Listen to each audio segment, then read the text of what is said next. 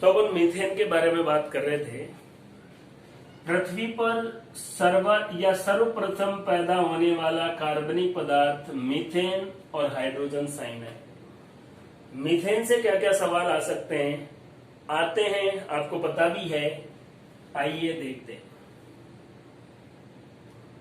देखो, हर जगह एक सवाल उसका जवाब, या कई लोग ये भी बताते हैं सवाल एक, इसका जवाब आप दो तरीके से दे सकते हैं। लेकिन हम आपको बताएंगे सवाल कोई सा भी हो, जवाब एक ही होगा। सबसे पहले मीथेन के बारे में बात करें। Methane gas green house effect उत्पन्न करती है, इसलिए इसे क्या कहा जाता है? Green house gas. दूसरी बात, मीथेन गैस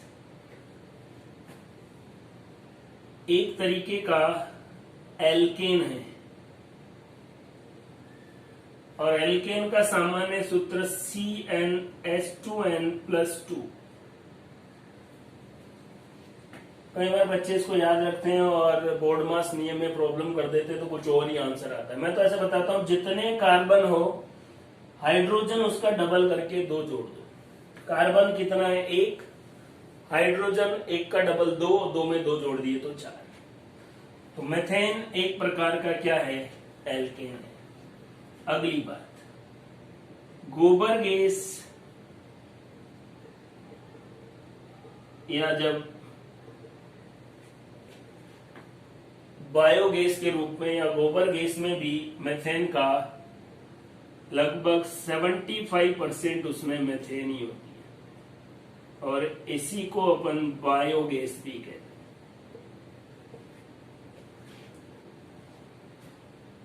जितने भी मवेशी है, या यूं कह सकते हैं जुगाली करने वाले जीव है,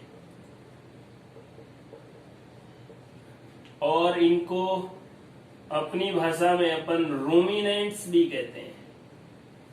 रूमिनेंट्स, गाय, भैंस, बकरी, इनके अंदर भी कौन सी गैस का निर्माण होता है? मीथेन गैस का।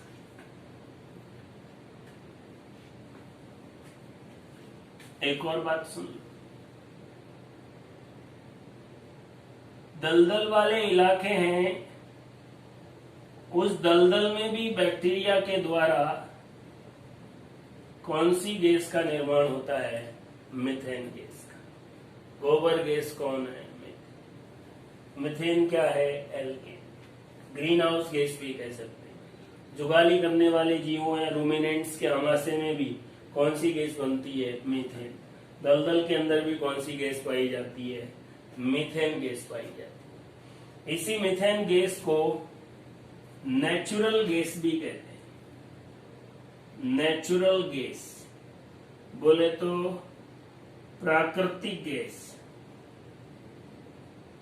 और अगर इसी नेचुरल गैस को प्रेशर द्वारा, दाब द्वारा सिलेंडर में भर दिया जाए, तो इसी गैस का नाम हो जाता है CNG, कॉम्प्रेस्ड नेचुरल गैस, संपीड़ित प्राकृतिक गैस। तो ये अपन ने किसके बारे में बात की है? मीथेन के बारे में। जुगाली करने वाले जंतुओं और दलदल में इसका क्या यूज है, कैसे और भी सवाल बन सकते हैं, वो भी अपन बात करते हैं। तो जुगाली करने वाले जंतुओं के बारे में अपन बात कर रहे थे। जुगाली करने वाले जंतुओं का आमाशय ऐसे होता है, ये देखो, जुगाली करने वाले जंतुओं का आमाशय, जुगाली करने वाले जंतुओं का आमाशय अपन बना दिए। ये इस भाग को अपन कह रहे हैं रूमेन। ये वाला भाग है, इसको अपन कह रहे हैं रेटिकुलम।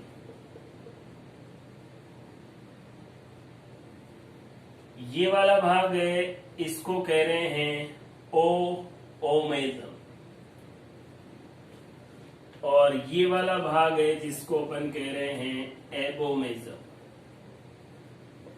हिंदी में भी यही है, रूमेन, रेटिकुलम, ओमेजम, एबोमेजम। पहला सवाल, रूमिनेंट्स या जुगाली करने वाले जंतुओं में, रूमिनेंट्स या जुगाली करने वाले जंतुओं में आमाशय के 4 भाग होते हैं, उनका नाम आपको क्रम से आना चाहिए। पहला कौन है? Rumen, then reticulum, then omasum और एबोमेजम। इनमें सबसे बड़ा भाग कौन सा है? रूमेन। इसीलिए इसी भाग के नाम से जंतुओं का नाम भी क्या रख दिया गया? रूमिनेंट रख दिया। हमारे आमाशय में जो पाचन होते हैं, वास्तविक जो डाइजेशन है वो इनके कौन से भाग में होता है? एबोमेजम में। अगला सवाल ये है कि रूमिनेंट्स में ट्रू स्टमक, वास्तविक आमाशय किस भाग को कहा जाता है? तो आपका जवाब होगा एबोमेजम। अगला सवाल, ये जो ओमेजम है ये ऊंट व लामा में नहीं पाया जाता।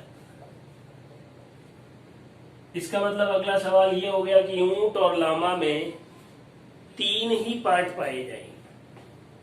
कौन सा वाला एब्सेंट होगा? ओमेजम वाला। और इससे एक और बात पता लगी, आपको पता हो तो, जितने भी स्तनधारी है उनके आरबीसी में केंद्रक नहीं पाया जाता। ऊंट और लामा ही ऐसे हैं जिनकी आरबीसी में केंद्रक पाया जाता है। 2 सवाल हो गए। ऊंट और लामा की आरबीसी में केंद्रक पाया जाता है, लेकिन इनमें ओमेजम नहीं पाया जाता। यूं कह सकते हैं कि इनका जो आमाशय है उसके 3 भाग है, रूमेन, रेटिकुलम और एबोमेजम। ओमेजम नहीं हो। अब अपन सबसे इंपॉर्टेंट बात करते हैं रूमेन के बारे में। जानवर बाहर मैदान में चरने जाते हैं, वो बहुत तेज गति से खाते हैं और इस रूमेन को भर लेते हैं। फिर बिल्कुल सेफ जगह पर जाकर वापस इसको निकालते हैं, चबा चबा के उसमें लार मिश्रित करके, और फिर वापस रूमेन में लाते हैं। देखा जाए तो सुगलवाड़ा ही है, लेकिन इनके लिए इसका क्या फायदा है? इस रूमेन का पाया जाना एक प्रकार का अडेप्टेशन है, एक प्रकार का अनुकूलन है। अनुकूलन वो होता है जो आपको जीवन जीने में कोई न कोई सहायता कर रहा है। जितने भी शाकाहारी है या रूमिनेंट्स है, उनमें रूमेन के पाए जाने से क्या अडेप्टेशन हुआ?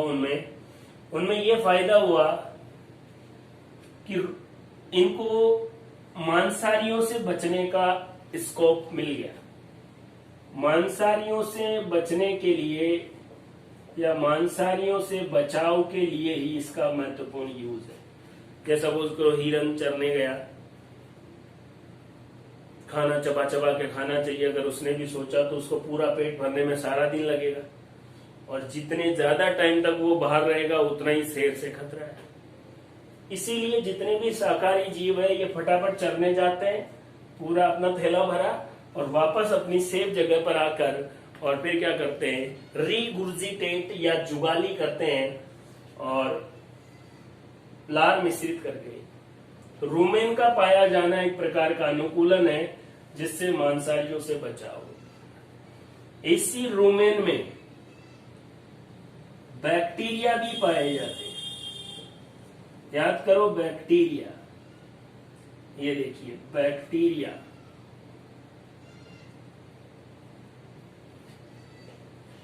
रूमेन में जो बैक्टीरिया पाए जाते हैं वो है आर्की बैक्टीरिया।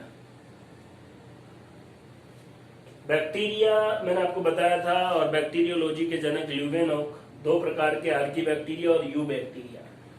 ये जो आर्की बैक्टीरिया है इसी का एग्जाम्पल है मेथेनोजन बैक्टीरिया,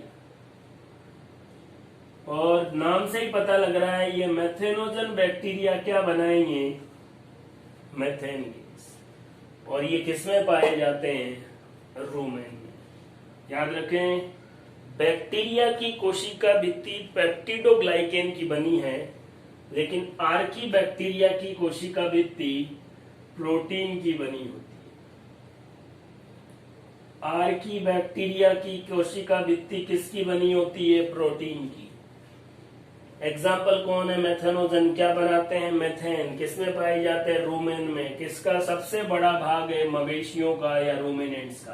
क्या फायदा इसका? मांसाहारियों से बचाव हो जाता है। ओमेजम किसमें नहीं पाया जाता? ऊंट और लामा में। यहीं से एक और सवाल, किसकी आरबीसी में केंद्रक पाया जाता है? ऊंट और लामा में। इन चारों पार्ट में से वास्तविक आमाशय कौन सा है? एपोमेजम। और सबसे शानदार बात, इन चारों को आपको क्रमानुसार भी याद रखना है।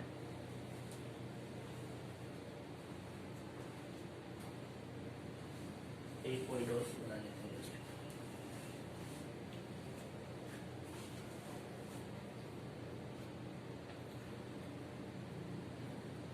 इसको अपन थोड़ा जैसे ये दिखता रहे ना, इसको बच्चे जैसे वो भी कर ले, उतार ले, है कि नहीं?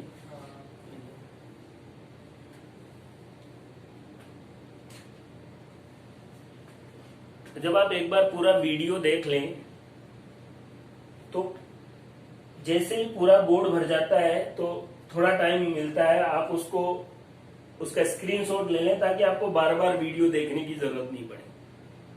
ये भी है। अब इससे आपको फिर जब भी पढ़ना हो आप ये एज ए नोट्स इसको काम में ले सकते हैं।